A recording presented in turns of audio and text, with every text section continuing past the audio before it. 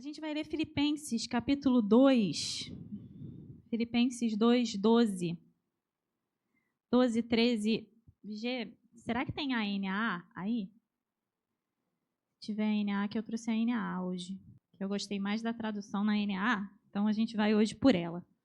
A Bíblia fala assim: assim, meus amados, como vocês sempre me obedeceram, não só na minha presença, porém muito mais agora na minha ausência, desenvolvam a sua salvação com temor e tremor. Porque Deus é quem efetua em vocês tanto querer como realizar, segundo a sua boa vontade. Amém. Vamos orar? Senhor Deus e Pai, queremos te louvar, a Deus, e te agradecer por essa manhã preciosa na tua casa. Senhor, obrigado porque nós temos uma comunidade de fé, nós temos uma casa de oração que nós podemos frequentar, Senhor. Deus, eu te peço que nesse momento o Espírito Santo seja livre. Te pedimos, Espírito Santo, sopra nesse lugar, quebra cadeias, quebra grilhões, faz infinitamente mais nessa manhã. Eu te peço que o Senhor nos surpreenda, porque o Senhor é um Deus que nos surpreende, porque os teus pensamentos são maiores do que os nossos pensamentos. Vem nessa manhã, Senhor, continua a se mover, trazendo cura, trazendo libertação, trazendo salvação, trazendo renovo, trazendo avivamento sobre nós. Ilumina os olhos do nosso coração para que possamos receber da tua palavra, Senhor. Nós repreendemos nessa manhã toda a distração, toda a perturbação na mente, toda a ansiedade, tudo aquilo que tenta nos roubar desse momento, Senhor. Em nome de Jesus nós cancelamos e nós declaramos que a nossa mente está ligada com a mente de Cristo. Nós levamos cativo todo o pensamento, a obediência de Cristo nessa manhã. Fica conosco, Senhor, que eu diminua e que o Senhor cresça. Em nome de Jesus, amém. Você pode se assentar? Depois eu só ia pedir uma aguinha, por favor. Obrigada. Geralmente eu começo as palavras aqui, as ministrações, com uma história de filme, mas dessa vez não vai ter filme, irmãos. Essa aqui hoje está diferente. Em 1998, alguns aqui não eram nem nascidos. Deixa eu pegar o meu golinho já. Em 1998, inaugurou no Rio de Janeiro o já falecido Terra Encantada. Não sei quantos lembram do Terra Encantada. Antes do Terra Encantada ainda teve o Tivoli Park. Essa parte aí eu não peguei, não. Só peguei a parte do Terra Encantada. E eu me lembro que quando inaugurou em 98, foi aquele frisson. Todo mundo queria ir no Terra Encantada, porque não tinha um parque assim, né? No Rio de Janeiro. Acho que nem no Brasil tinha um parque, acho que tão grande assim. Acho que só o Beto Carreiro, que eu não sei nem se já existia nessa época. Só tinha aqueles parques, às vezes, tinha na região dos lagos, que ainda tem, né, na região dos lagos, aqueles parques que tem umas montanhas russas de engenharia duvidosa, sabe como é que é? Mas o Terra Encantada era diferente, porque era um parque enorme, tinha muitos brinquedos, tinha muita coisa para fazer, para várias idades, tinha o Kabum, tinha várias coisas, né? E a pequena Isabel queria muito ir no Terra Encantada. E aí meus pais, na época, me levaram, fui com um grupo de amiguinhos e tal, toda serelepe pimpona lá no Terra Encantada. E eu me lembro que tinha um brinquedo chamado Tornado. Não sei quantos vão ter essa memória afetiva tão grande quanto a minha, mas tinha um brinquedo chamado Tornado no Terra Encantada. E ele era um brinquedo que eles chamam de brinquedo spinner, que são uns balanços pendurados numa estrutura redonda, assim, que ele fica, olha ali, o pessoal já está se identificando, que ele roda assim, tipo, ele é alto, ele roda, ele vai abrindo, e você vai ali voando pelos ares, é maravilhoso. E não virava de cabeça para baixo, nada disso, é só você ficar penduradinho, rodando no ar. E eu queria muito nesse brinquedo. Eu tenho uma memória que ele acendia, e que era uma luz que ficava piscando, e eu queria muito ir no Tornado. Só que a maioria desses brinquedos, em todos esses parques, eles têm uma altura e um peso. O Igão já está rindo. Você tem uma altura e um peso mínimos, ou máximos também, que você pode para acessar, né, o brinquedo. E eu fui lá, eu e minhas Maria Chiquinhas e a minha felicidade, indo lá na fila do Tornado. Quando chegou a minha vez, adivinha? Eu já não sou muito alta hoje. Em 98, né? Em 98 eu era menor do que eu sou. Chegou na minha vez e adivinha, Isabel não pôde entrar. Pequena Isabel ficou do lado de fora, teve que se contentar em outros brinquedos com as crianças de 3 anos, né? Porque mais ou menos essa altura, e eu tive que me contentar em outros brinquedos porque eu não tinha altura suficiente para entrar no Tornado.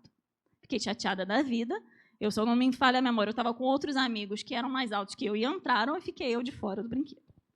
Mas, glória a Deus, porque naquela época minha mãe me dava biotônico Fontoura, que também é uma coisa que os mais novos talvez não lembram, mas biotônico Fontoura era um negócio que os nossos pais davam para a gente comer mais.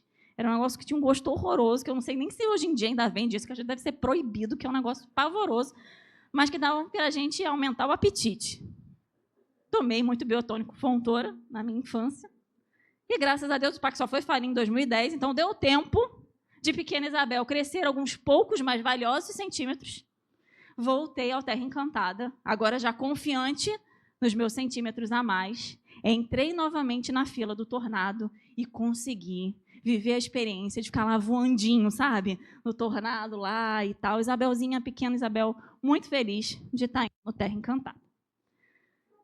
Mas o que é interessante dessa historinha que eu contei para vocês é que para a gente acessar alguns lugares, a gente precisa de um nível de maturidade e de desenvolvimento. E é sobre isso que o apóstolo Paulo estava um pouco falando aqui com os filipenses, e é sobre isso que eu queria compartilhar com os irmãos nessa manhã. A carta aos filipenses, diferente de outras cartas do apóstolo Paulo, ela é uma carta um pouco mais leve. A carta aos Coríntios, por exemplo, é uma carta um pouco mais dura do apóstolo Paulo, que ele exorta, que ele repreende. Mas a carta aos filipenses ela tem um tom um pouco mais leve, tem um tom um pouco mais alegre, né? Conhecida como a carta da alegria. Mas o apóstolo Paulo também precisava ajustar algumas questões naquela igreja, porque ele tinha um relacionamento muito profundo com aquela congregação.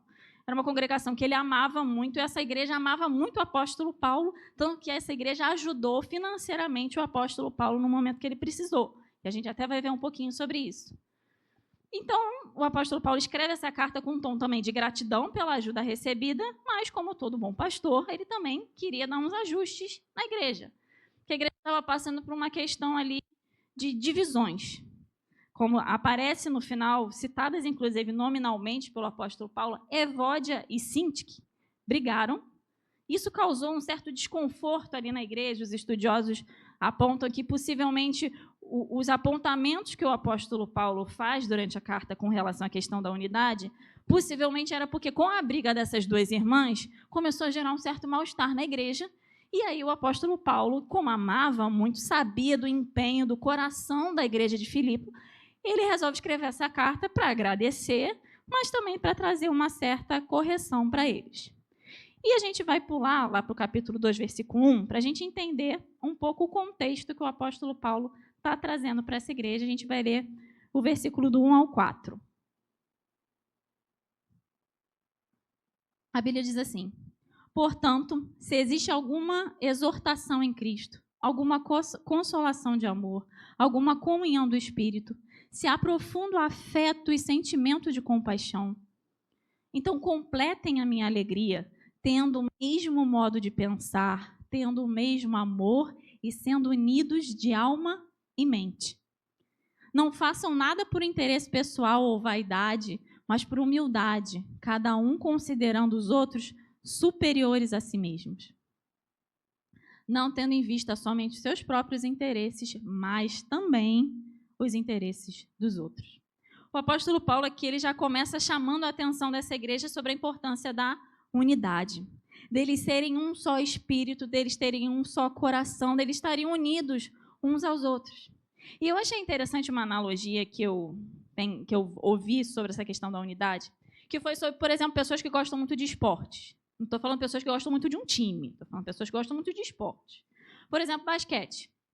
Para quem acompanha, por exemplo, a NBA, geralmente, ainda que as pessoas torçam por times diferentes, quando começa esse campeonato, qualquer coisa que eu não sei o nome, mas da NBA, o pessoal começa a conversar sobre, nossa, você viu o jogo tal? Você viu como é que foi aquele lance? Você viu o jogador que foi vendido, que foi comprado?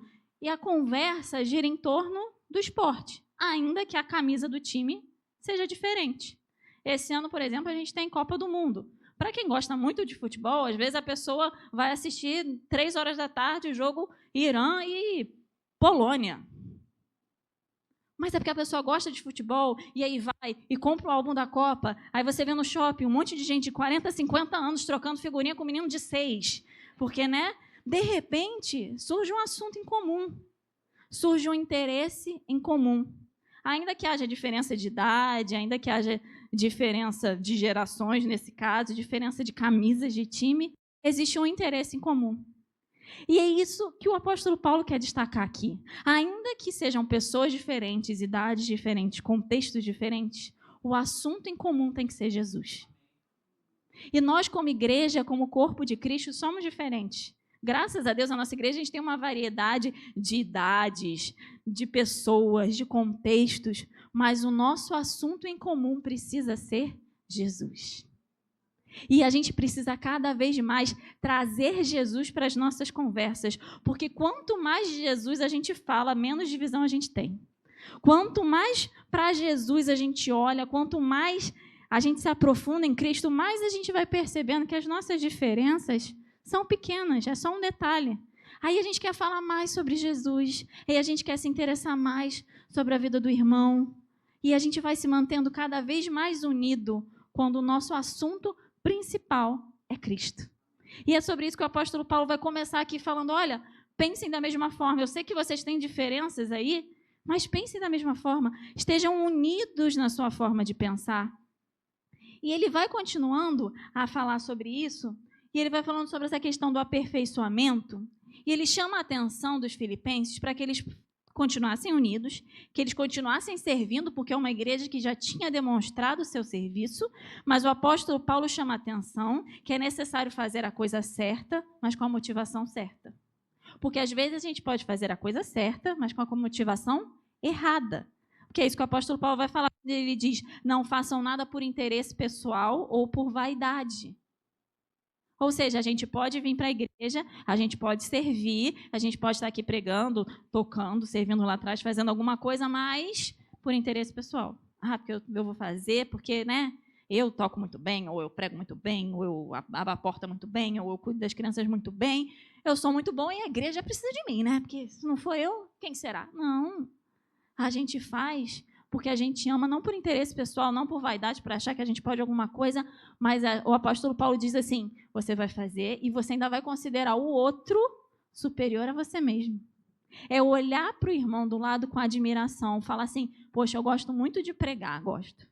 Creio que o Senhor me abençoa, peço a direção do Senhor, mas eu também gosto muito quando o pastor Pedro prega. Eu gosto muito quando o Alan prega, quando o Igor prega, quando a pastora Cris prega. Eu sou muito abençoado pela vida deles, eu sou muito edificada. Eu olho para os meus irmãos com humildade de reconhecer, Senhor, obrigado porque o Senhor me usa, mas eu estou em unidade com Ele, então Ele me abençoa, eu quero abençoar a vida dele, e assim a gente vai tendo a unidade de pensamento. E o apóstolo Paulo vai continuar nesse versículo 4, que é um dos meus versículos favoritos que o apóstolo Paulo traz. Que quando o apóstolo Paulo fala que a gente tem que cuidar dos nossos, não somente dos nossos interesses, mas dos interesses dos outros. Versículo 4. Não tendo em vista somente os seus próprios interesses, mas também os dos outros. E é interessante porque o apóstolo Paulo ele não fala para a gente abrir mão dos nossos interesses. Se larga de lado, se abandona e vai cuidar só da vida dos outros. Não. O apóstolo Paulo fala, cuide não somente, mas também. Cuide das suas coisas, cuide dos seus interesses, mas também dos interesses dos seus irmãos. Isso, meus irmãos, é muito precioso, é muito importante. A gente cuidar não somente das nossas coisas, mas das coisas dos nossos irmãos. E o primeiro lugar que isso acontece é na nossa casa. Ontem a gente teve aqui o encontro de casais, a gente falou um pouco sobre isso, sobre esse tempo de mesa, sobre a gente aprender a ouvir o outro, a aprender sobre a necessidade do nosso cônjuge, sobre o que ele precisa, sobre o que ele está passando, a gente ter essa escuta ativa. Para o primeiro lugar onde a gente coloca isso em prática é na nossa casa, com o nosso cônjuge, com também os nossos filhos, com os nossos pais. A gente aprender, como diz Tiago, ser pronto para ouvir. Porque às vezes a gente cuida dos interesses dos outros a partir do que a gente acha que é interesse do outro. Porque às vezes também a gente acha que sabe o que o outro precisa. Mas a gente precisa ser pronto para ouvir, e aí sim a gente pode cuidar do interesse do outro. Mas o que o apóstolo Paulo aqui está destacando é o interesse do outro na coletividade da igreja. E a gente só vai conseguir descobrir o interesse do outro quando a gente se relacionar com ele. Quando a gente tirar tempo de mesa para sentar, para conversar, para ouvir, para falar: o que você está passando, meu irmão? Vamos orar junto, o que eu posso fazer para te ajudar? Poxa, eu não tenho prata nem ouro, mas conta com as minhas orações. Poxa, você está precisando de alguma coisa? Vamos lá, eu te ajudo. A mãe que está com o filho pequeno te dá um Vale Night, né?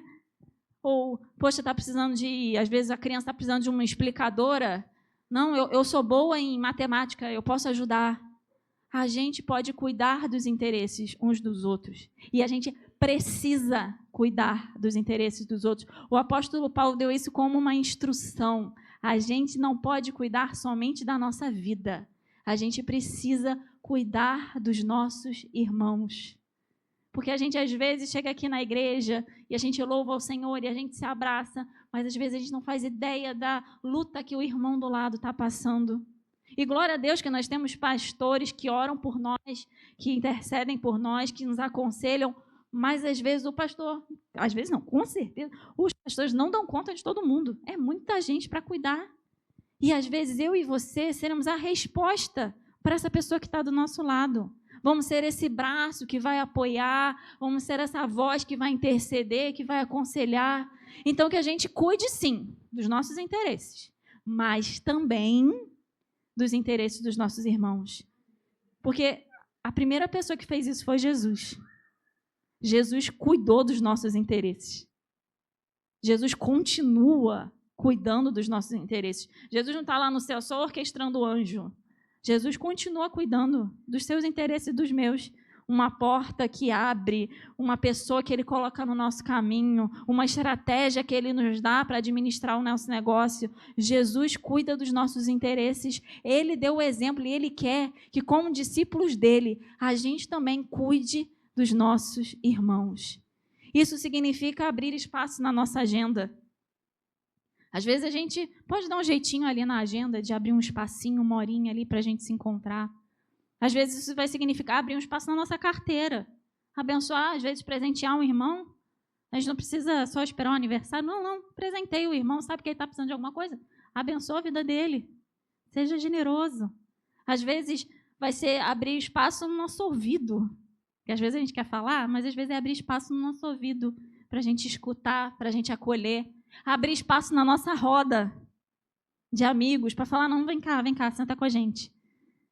É isso que é cuidar dos interesses dos nossos irmãos, e isso faz parte do desenvolvimento da nossa salvação, que é o que o apóstolo Paulo vai falar aqui para essa igreja: desenvolvam a sua salvação. Então, desenvolver a salvação passa pelo cuidado com os nossos irmãos.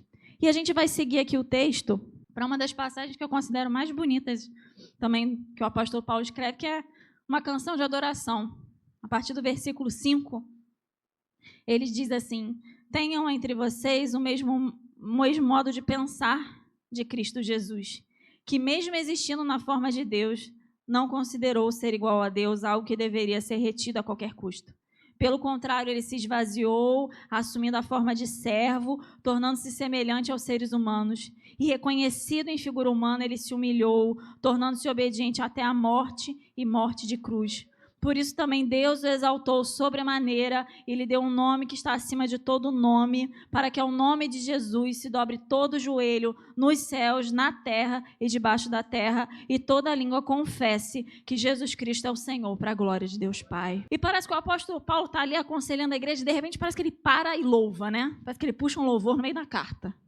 Porque diante dos desafios que aquela igreja tinha para enfrentar, não somente internos, mas também externos de perseguição, o apóstolo Paulo fala: olha para Jesus. O nosso maior exemplo é Jesus. A gente até trazendo também ontem um pouco do evento aqui do Ministério de Casais, uma das coisas que foi falada é o exemplo de homem é Jesus. O exemplo de servo é Jesus. O exemplo de trabalhador é Jesus. O exemplo de qualquer coisa para a nossa vida é Jesus. E a gente tem que olhar para Cristo. E não é somente olhar para Cristo, contemplar a Cristo, mas imitar a Cristo. Porque Ele deu o exemplo. E o apóstolo Paulo fala: vocês precisam ter o mesmo modo de pensar de Jesus. Fazer como Ele fazia, agir como Ele agia. E hoje, meus irmãos, a gente vive um tempo de muitos influenciadores digitais. Eu acho que até já virou profissão isso em carteira, sei lá. Estava vendo aí uma nova lei que ia sair no sentido de regulamentar esse tipo de profissão. Então, a gente vive num mundo onde a gente tem muitos influenciadores digitais. E a gente sabe o poder que eles têm. Eu conheço uma pessoa que trabalha com loja, com marca, assim, em vendas, e ela fala, nossa, às vezes tem influenciador que você paga para ele poder divulgar lá a sua loja, aparecer com a roupa e tal, e é caríssimo, dependendo da pessoa que é, para você pagar para a pessoa estar lá comendo a sua comida, vestindo a sua roupa, e dependendo da pessoa, a pessoa aparece lá com uma determinada roupa, esgota na loja. Todo mundo compra porque a fulana de tal, o fulano de tal estava usando. Todo mundo quer imitar aquela pessoa, todo mundo quer ter o que aquela pessoa tem. E não tem nada de mal a gente consumir algum tipo de influenciador, enfim. Mas a gente precisa imitar, mais do que um influenciador, a gente precisa imitar Jesus. Querer ter o que Jesus tem. Querer fazer o que Jesus faz. Querer estar onde Jesus está. Querer frequentar os lugares onde Jesus frequenta. O nosso maior influenciador precisa ser o Espírito Santo. Que a gente tenha esse filtro de saber aquilo que a gente consome, porque aquilo que a gente consome nos influencia. Se eu consumo muito uma pessoa, eu quero me parecer com aquela pessoa. Eu quero falar como aquela pessoa. E o Senhor nos convida a consumirmos mais sobre Ele. Porque às vezes a gente sabe, meus irmãos, muitas informações sobre um monte de assunto. Eu, por exemplo, gosto muito de acompanhar a política internacional, especificamente internacional, uma informação que você não precisava, mas eu estou te dando. Eu sou formada em relações internacionais, então eu gosto muito de acompanhar a política internacional. Estava tendo fórum de Davos, estava tendo não sei o que lá da Groenlândia, e eu estava acompanhando, vendo as notícias, vendo os analistas e tal. E quando a gente clica num negócio, já era. O algoritmo vai entregar para a gente 1 milhão de coisas, vai ficar aparecendo aqui, daqui a pouco eu estou falando perto deste negócio aqui, daqui a pouco começa a aparecer aqueles anúncios e tudo mais, veja, não sei o que lá. E não tem nada de mal a gente consumir essas coisas, mas às vezes a gente consome tanto disso e esquece de consumir tanto de Jesus. Não tem nada de ruim a gente saber, se informar, é importante, mas que a gente possa gastar o nosso tempo sabendo sobre Jesus, porque às vezes a gente sabe muitas coisas sobre muitas coisas, mas a gente precisa saber mais sobre Jesus, sobre o que ele está pensando para o nosso tempo, sobre quais são os projetos dele para a nossa vida, para a nossa casa, conhecer mais sobre as Escrituras, porque Jesus deixou esse exemplo de alguém que abriu mão de tudo para estar conosco, para abrir caminho para que a gente tivesse acesso ao Pai. Então, que da mesma forma que ele deixou o exemplo, que a gente possa fazer o mesmo e abrir mão de algumas coisas para estar com Jesus, porque ele abriu mão de tudo para estar com a gente. E porque ele venceu, nós somos vencedores também, porque não somente ele abriu mão de tudo para estar com a gente, mas como a Bíblia fala, Deus o exaltou e hoje ele tem um lugar à direita do Pai. E eu e você temos acesso à presença de Deus e porque ele venceu, nós também vencemos.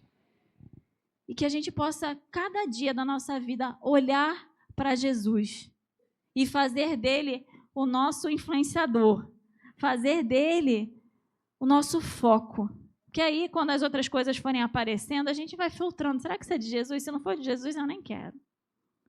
Porque se a gente quer desenvolver a nossa salvação, como diz o apóstolo Paulo, a gente precisa olhar para Jesus, porque a gente só se desenvolve se a gente olha para ele. E assim a gente chega no texto que a gente leu inicialmente, no versículo 12, que o apóstolo Paulo começa dizendo assim, meus amados. E é interessante porque se o apóstolo Paulo começa dizendo assim, meus amados, ele não está começando um assunto novo. Ele está dando aplicação ao que ele falou antes. Paulo, a partir de agora, vai trazer aplicações práticas para o que ele tinha apontado anteriormente, sobre quem é Jesus, sobre a importância da unidade. E ele vai falar, assim como vocês sempre me obedeceram, não só na minha presença, porém muito mais na minha ausência, desenvolvam a sua salvação. E no ano em que a gente está vivenciando o primeiro amor, nós precisamos desenvolver a nossa salvação. Nós recebemos a salvação pela graça. Desenvolver a salvação não significa que eu vou estar mais salvo ou menos salvo. Significa que eu vou crescer, que eu vou me desenvolver. Como o pastor pregou na semana passada, o desenvolvimento da salvação nada mais é do que a santificação, do que o amadurecimento, do que o desenvolvimento, o crescimento em Deus. Não é sobre ser mais ou menos salvo, é sobre crescer. Por exemplo, estamos cheios de bebês aqui na igreja, né? Vou escolher a Luísa, porque ela já, né, já acostuma esse negócio de ser neta do pastor, vai ser sempre o exemplo, não tem jeito. E a Luísa é filha do Igor e da Isabela, ponto. Não tem nada que ela possa fazer para ser mais filha do Igor e da Isabela, ou menos filha. Ela é filha, ponto. A identidade dela é ser filha do Igor e da Isabela. O que ela vai fazer, está fazendo daqui em diante, ela está crescendo. Ela está se desenvolvendo, ela está aprendendo, ela daqui a pouco vai estar correndo por aí.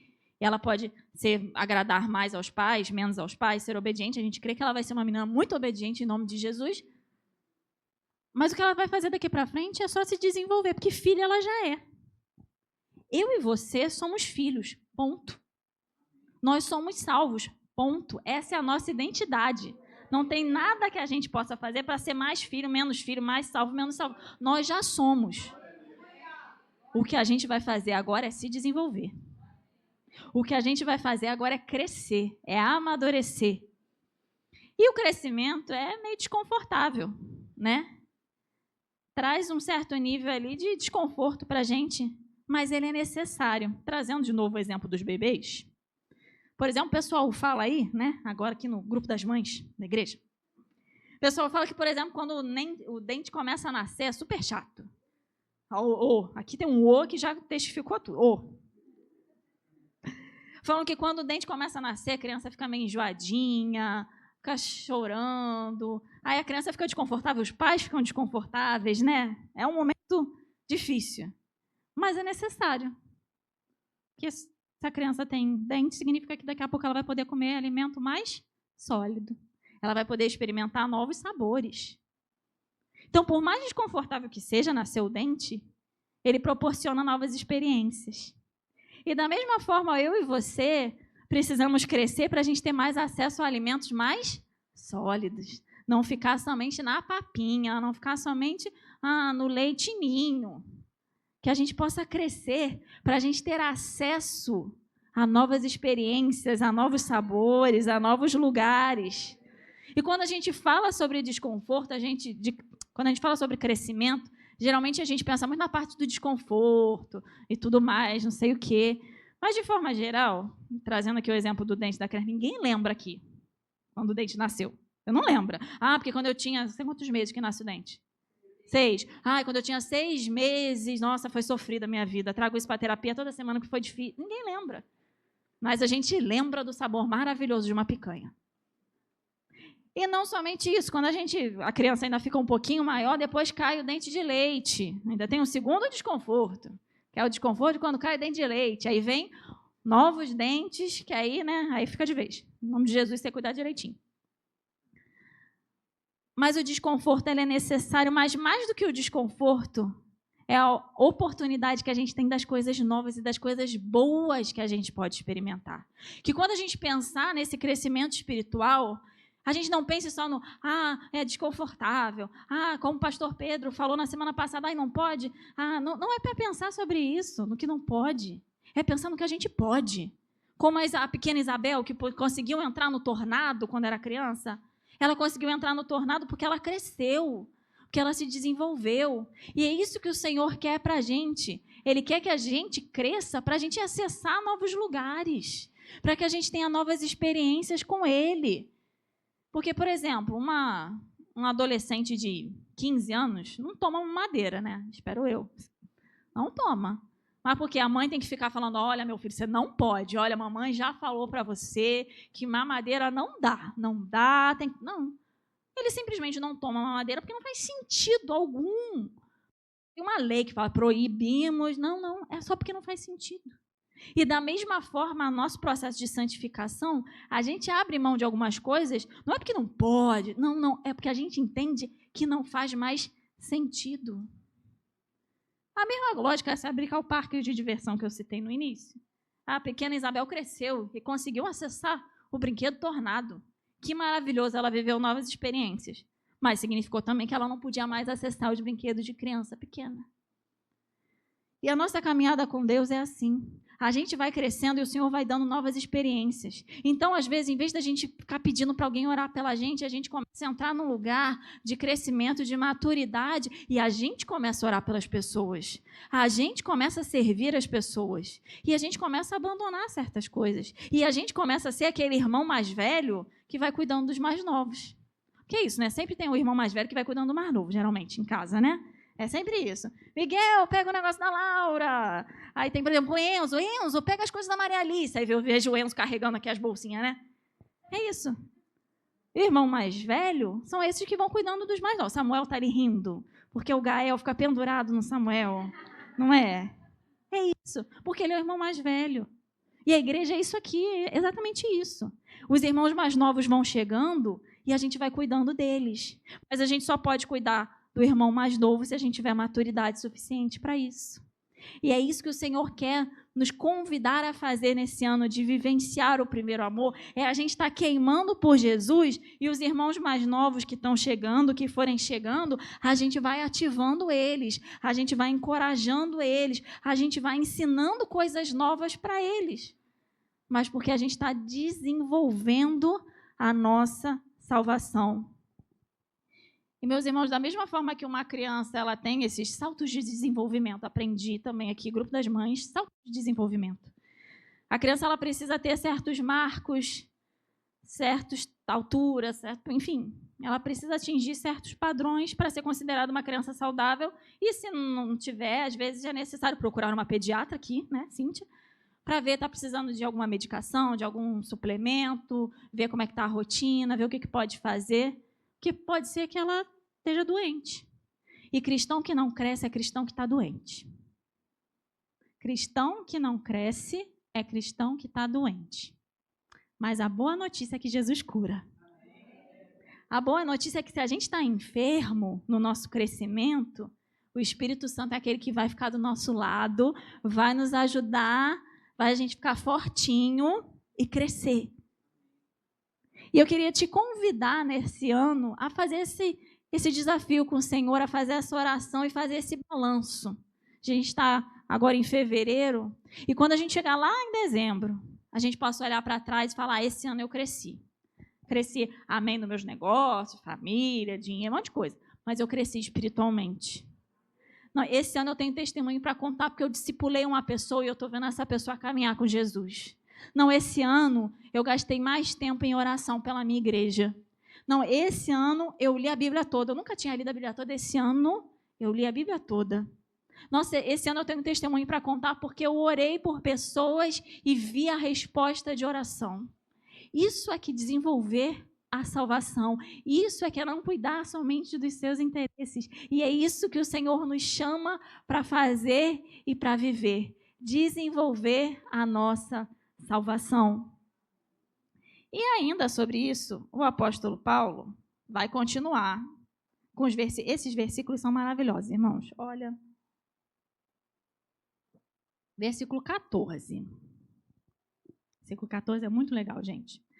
O apóstolo Paulo vai dizer assim, façam tudo sem murmurações, nem discussões. Versículo 15. Para que sejam irrepreensíveis e puros, filhos de Deus inculpáveis no meio de uma geração pervertida e corrupta, na qual vocês brilham como luzeiros no mundo. Vamos só até aí. Eu gosto que o apóstolo Paulo fala que a gente tem que fazer tudo. Tudo é tudo. O apóstolo Paulo fala que a gente tem que fazer tudo sem murmuração. Como eu sempre falo, a gente às vezes trata a murmuração como esporte olímpico. A gente gosta de murmurar. A gente gosta de reclamar. Segunda-feira de manhã a gente já acorda naquela disposição da murmuração. Só que o oposto da murmuração é o quê? A gratidão.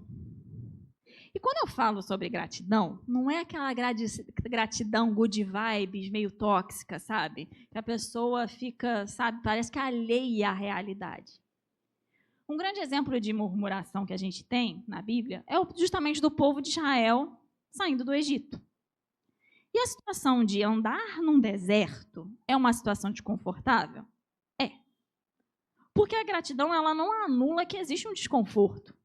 Caminhar no deserto, um monte de gente com sol na cabeça, levando animal, carregando criança, indo para não sei para onde, era desconfortável? Era. Mas eu anotei aqui que o povo de Israel tinha os 4 P's: promessa, provisão e presença. Promessa, provisão e presença. Mas ainda assim eles murmuraram. E existe uma diferença entre a gente desabafar com Deus, que está na Bíblia, irmãos. Salmos tem um monte de desabafo de Davi, chorando, se lamentando. Tudo bem a gente desabafar com Deus, tudo bem a gente desabafar com os nossos irmãos, mas outra coisa é murmuração. E foi isso que o povo de Israel fez. Eles tinham a presença de Deus com eles. Eles tinham a provisão de Deus com eles. Não era o que eles queriam, não era o que eles queriam, mas tinha a provisão de Deus com eles. Nunca faltou nada. E eles tinham uma promessa para onde eles iam, uma terra que ia manar leite e mel. Estava tudo ali. Tinha desconforto? Tinha. Mas tinha provisão, tinha presença e tinha promessa. E, meus irmãos, não é muito diferente na minha e na sua vida. A gente tem provisão, nada tem nos faltado.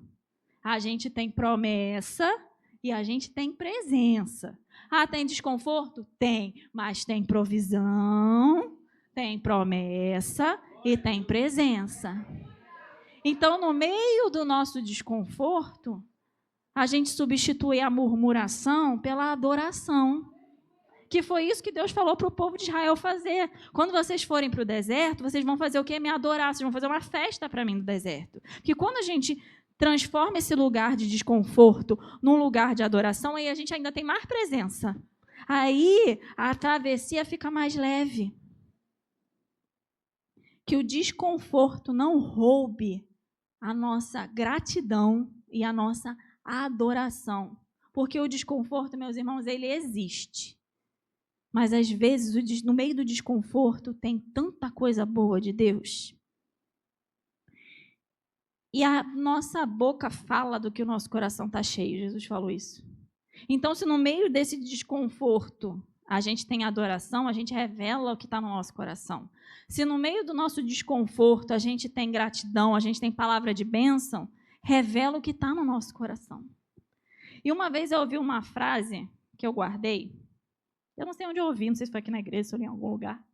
Mas que dizia assim: só tem louça para lavar quem almoçou. Só tem louça para lavar quem almoçou. E, meus irmãos, tem gente que gosta de lavar a louça, que acha super terapêutico. Mas, assim, depois que às vezes você faz aquele almoço de domingo, você olha para a pia, e ela olha para você e você fala: nossa, eu tenho que encarar essa montanha. Né? Como Caleb, eu vou conquistar Hebron aqui, né? E é desconfortável, né? Às vezes está cansado e fala: tem que lavar a louça. Mas a gente só vai lavar a louça que a gente almoçou. De novo, não anula o desconforto. Mas a gente só vai lavar porque a gente almoçou. Isso é para tanta coisa na nossa vida. Ah, eu tenho que acordar cedo para trabalhar. Eu não gosto de acordar cedo. Mas eu só posso acordar cedo para trabalhar porque eu tenho um trabalho. É desconfortável? É, mas glória a Deus que eu tenho um trabalho. De novo, não é esse gratiluz de, ai, não, é maravilhoso acordar às 6 horas da manhã. É maravilhoso para você, para mim não é não. Mas glória a Deus, porque no meio do desconforto, eu tenho provisão, eu tenho presença, eu tenho promessa. Ah, mas a casa está bagunçada, está cheia de brinquedo. Glória a Deus que tem criança na casa. Ah, mas o material escolar está caro. Eu sei, não sei porque colocam 57 giz para uma criança que nem escrever sabe. Eu entendo. Mas glória a Deus que o seu filho está indo para a escola. Está cheio de saúde para brincar com os amiguinhos na escola. É desconfortável etiquetar material. Ainda etiqueta material? Etiqueta. Ainda faz isso. É desconfortável etiquetar material escolar do menino. Mas glória a Deus que o menino está indo para a escola. É desconfortável um monte de coisa, meus irmãos. Mas que a gente não confunda também desconforto com problema. Tem coisa que é problema mesmo. Aí a gente bota o joelho no chão, clama, olha. Mas tem coisa que é só desconforto. Tem coisa que é só desconforto da vida. É só atravessar deserto. Não é? Atravessar o deserto não era problema. Problema era Egito. Mão de Faraó. Aquilo era problema. Atravessar o deserto é só desconforto. Que a gente saiba separar. Quando é problema, a gente ora, a gente clama, tem inimigo cercando, beleza. Isso é outra parada, eu não vou falar sobre isso hoje. Mas desconforto é atravessar o deserto. É só desconforto, mas que tem provisão, tem promessa, tem presença. E é parte do processo, e no meio desse processo a gente adora, no meio desse processo a gente tem gratidão no nosso coração. Então, quando chegar na segunda-feira, a gente vai substituir a murmuração, que é murmuração, aquele... Ai, mas sei que aí já acorda de manhã atribulado, tribulando os outros também. Ai, porque acordei muito cedo. Ai, porque o café tá frio. Ah, porque o trânsito demorou. Ah, porque o ônibus estava cheio. Ah, porque o brinquedo está no meio do caminho. Ah, porque o menino correu muito. Ah, porque o menino correu pouco. Ah, porque o marido chegou em casa e jogou a toalha em cima da cama. Ah, porque não sei o que lá. Ah, porque não sei o que lá. E a gente não percebeu a bênção do Senhor nesse processo. Falou, obrigado, Senhor, porque eu acordei cedo. Estou cansada, não gosto, o Senhor sabe, mas estou acordando cheia de saúde para trabalhar. Obrigado que o Senhor tem um emprego. Senhor, obrigado que o meu menino é cheio de energia para gastar, como diria a Aline Barros, criança de Jesus tem energia para gastar.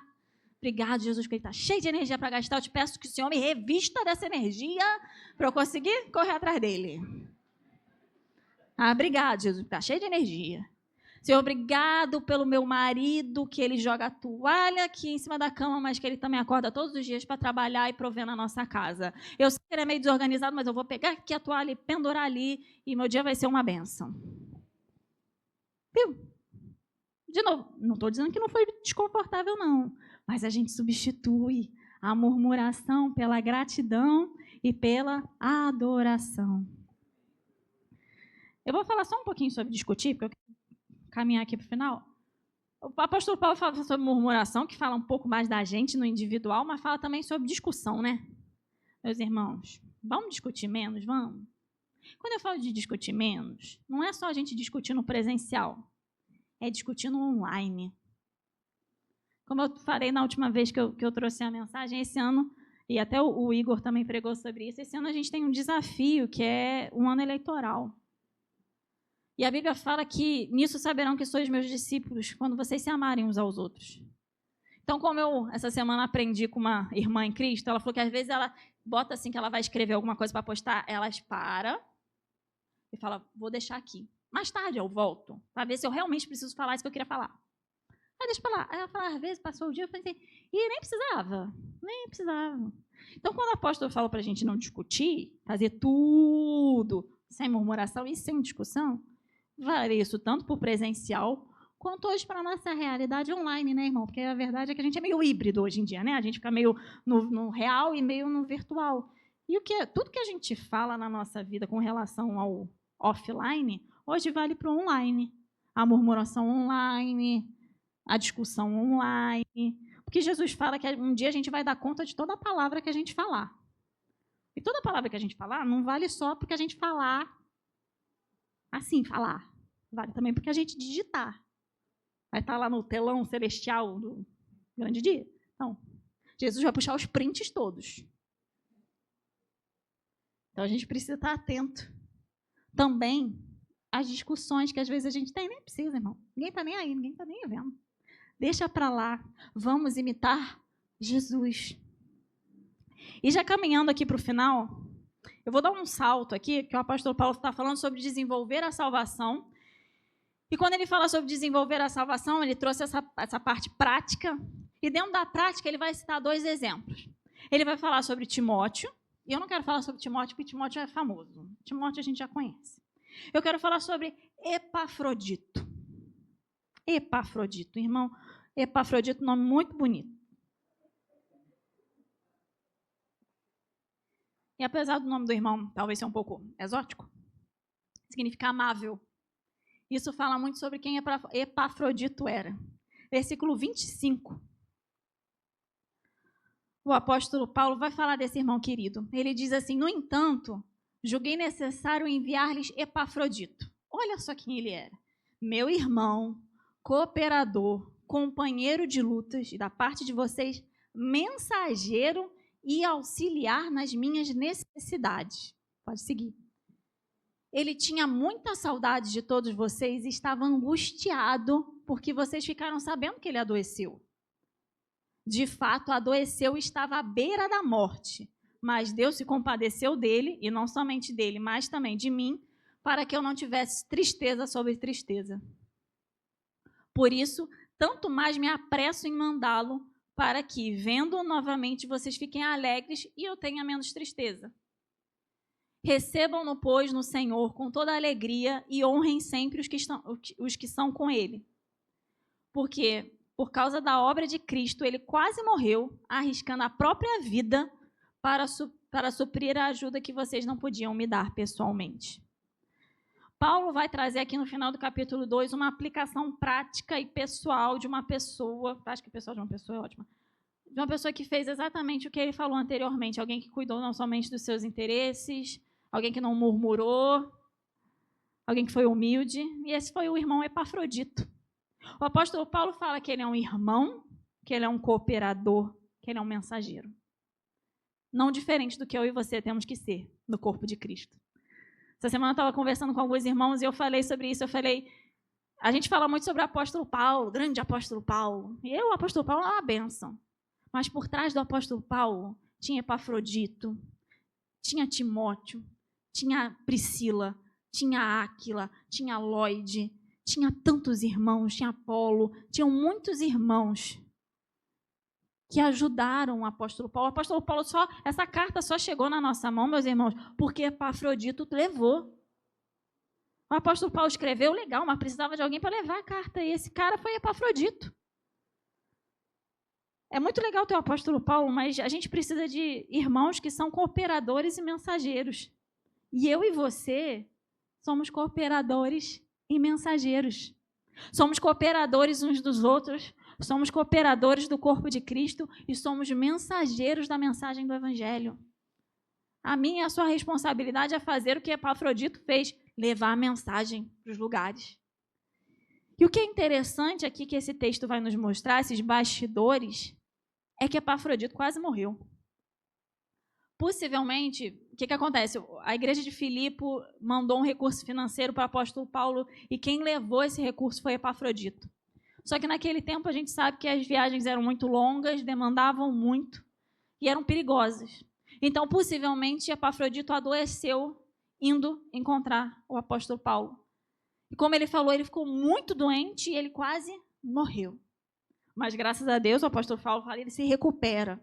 E agora ele tem uma nova missão, pegar essa carta e voltar lá para a igreja de Filipe para levar essa carta. Meus irmãos, eu não sei você, mas se fosse eu ia falar, meu apóstolo, seguinte, já quase morri, né? Já tomei coroa para isso, manda o menino Timóteo, né? O menino Timóteo está aí, está novo, está com todo gás, está com a saúde melhor que a minha. Manda Timóteo, deixa que eu fico aqui, né? Já vim para cá mesmo, deixa que eu fico aqui, manda Timóteo já vai mesmo, manda a carta por ele, não vou não, deixa para outro. Mas Epafrodito fala, já estou melhor, deixa comigo, apóstolo, deixa comigo, que eu levo essa carta para o pessoal de lá. Ele não se abateu diante daquilo que ele passou, mas ele é encorajado e fala, não importa o que aconteceu, eu quase morri, tudo bem, mas o Senhor me fortaleceu de novo, então eu vou levar essa carta para eles lá. E sabe, meus irmãos, às vezes a gente é ferido no caminho, às vezes a gente adoece, às vezes a gente passa por situações que podem roubar a nossa disposição, que podem roubar a nossa fé e a nossa coragem, mas que como Epafrodito, a gente fala, não, o Senhor me sustentou, Ele vai continuar me sustentando e eu vou lá levar a mensagem. Não importa o que aconteceu, não importa se eu quase morri, não importa se eu adoeci, não importa se me machucaram, não importa a provação que eu estava passando, e eu não sei nem o que eu vou enfrentar pela frente, mas eu vou levar essa mensagem adiante. Tem uma igreja que precisa de mim, tem uma igreja que está contando comigo com essa mensagem, e eu sou um cooperador, então eu vou lá. Não sei o que vai ter no meio do caminho, se vai ter naufrágio, se vai ter perigo, se tem risco de alguma coisa, mas o Senhor está comigo, eu vou lá levar essa mensagem. Eu e você temos que ser assim. Eu vou continuar levando essa mensagem. Ah, mas eu estou cansado, mas eu vou levar essa mensagem. Ah, mas está difícil, mas eu vou levar essa mensagem. Ah, mas eu fiquei meio doente, mas eu vou levar essa mensagem. E para finalizar, o que é muito bonito também nesse irmão Epafrodito, que a gente pode aprender com ele, é que a Bíblia vai falar aqui que ele ficou angustiado, não é porque ele ficou doente. Ele ficou angustiado porque os irmãos estavam preocupados com ele. Ele estava com saudade dos irmãos. Ele estava preocupado com os irmãos, que aquela carta chegasse. Então, ele fica angustiado. Não é com seus próprios interesses. Não é porque ele quase morreu. Não é porque ele está, meu Deus do céu, eu quase morri, vocês não sabem. Não, ele está angustiado por causa dos irmãos, por causa da mensagem, por causa do propósito. Ele fala, não, a minha angústia é essa. A minha angústia é que eu preciso ir lá ver meus irmãos. Não é um dos meus problemas, isso aqui é doença, problema, não, Jesus está comigo, isso aqui é detalhe, eu preciso ver meus irmãos. Que a gente possa ser encorajado por essa postura de Epafrodito que fala, eu vou ver os meus irmãos, eu vou levar essa mensagem, eu não estou angustiado com os problemas dessa terra, eu estou angustiado para resolver as coisas do céu, eu estou angustiado para viver as coisas do reino, o que é daqui da terra, o que é problema, o que é má notícia, isso é detalhe, o que move o meu coração são as coisas do céu, são os interesses do céu. E nesse ano que a gente está vivenciando o primeiro amor, que o Senhor possa arder no nosso coração esse santo desconforto de se preocupar com as coisas do céu. Esse santo desconforto da gente querer cuidar dos nossos irmãos, da gente querer levar essa mensagem adiante. Porque o maior desconforto de todos, Jesus já passou na cruz por nós. Então, que a gente seja impulsionado nesse ano a vivenciar esse primeiro amor e a desenvolver a nossa salvação. Amém? Vamos nos colocar de pé nessa...